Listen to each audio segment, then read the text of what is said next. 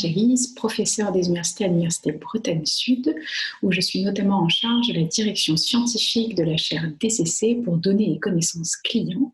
au sein de laquelle je collabore avec Anne-Cécile Guet, avec qui nous avons décidé de répondre à l'appel flash lancé par la RFG, pour s'interroger sur la façon dont la crise sanitaire que nous traversons avec le Covid-19 impacte les sciences de gestion d'une manière générale et en ce qui nous concerne en particulier le marketing. Nous avons souhaité penser au marketing de l'après pour montrer comment il était important de remettre le citoyen au cœur du marketing plutôt que de raisonner exclusivement sur cette entité qu'est le consommateur. En effet, dès 2018, je montrais déjà les limites que cela suppose de définir le consommateur comme une entité sociale, puisque le consommateur n'a pas de valeur en soi. Nous sommes chacun tour à tour salariés, patrons, électeurs,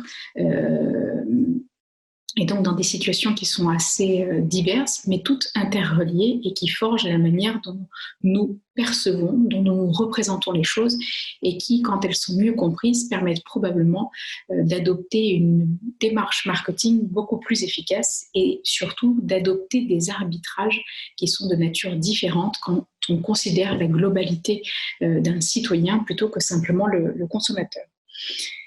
Jérôme Barthélémy et Jean-Marie Doublet, à l'issue de la crise économique que nous avons traversée dans les années 2007-2008,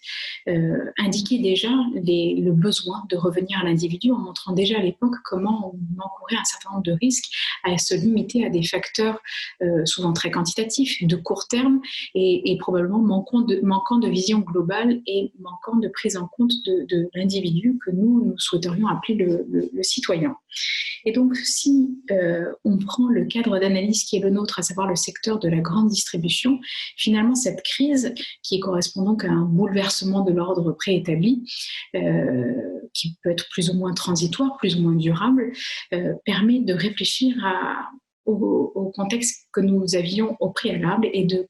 constater que le secteur de la grande distribution était probablement déjà en crise et que cette nouvelle crise est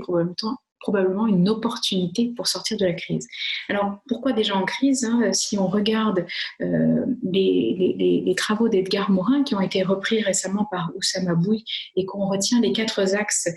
qui sont mis en avant, à savoir le bouleversement des règles établies, mais aussi des règles qui sont inhabituelles ou encore des blocages et des déblocages ou enfin une activité de recherche, on peut se rendre compte que le secteur de la distribution était impacté. Pourquoi ? Parce que effectivement, il y avait un secteur qui avait déjà de grosses difficultés en termes de croissance, avec par exemple un format hypermarché qui n'arrive pas à se réinventer, à progresser, l'apparition de nouvelles marques, la performance de nouveaux formats comme les AMAP, le développement massif des marques locales, de petits producteurs, etc. Donc de nouvelles règles, de nombreuses incertitudes et des règles habituelles aussi bouleversées avec des attentes tout à fait nouvelles à l'égard des distributeurs dont on espère qu'ils vont s'impliquer, dont on espère qu'ils vont avoir une action un peu plus engagée. Et donc, dans ce contexte-là, on voit bien que le secteur de la distribution était déjà en crise, et notamment probablement parce qu'on ne prend pas suffisamment en compte le fameux individu que citaient déjà nos collègues, et donc le citoyen. Et pourquoi ? Parce qu'il est difficile de l'appréhender, il est difficile de le mesurer, il est difficile de le comprendre. Et donc, dans ce cadre, notre proposition consiste à étudier notamment les résultats d'une étude citoyenne, d'une large consultation citoyenne portée par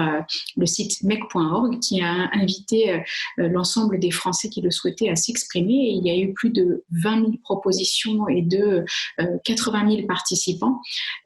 autour de l'après-Covid. Et l'objectif est d'étudier à l'aide du TALN, donc du traitement automatique du langage naturel, et donc de façon